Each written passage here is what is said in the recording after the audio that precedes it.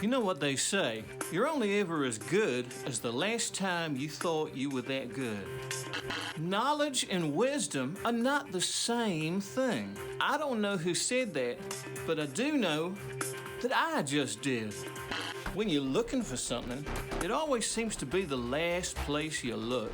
That's why even once I find something, I'll keep on looking for a while, so it feels like I found it sooner. I'm a leader, but I lead from behind. I'm what they call a power follower.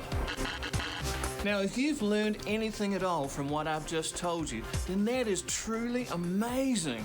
But imagine how much more you could learn if you see my whole show, The Power to Change Your Mind. Go to vinylburns.com for details, ticket bookings, and a whole lot of charisma. I'll see you there.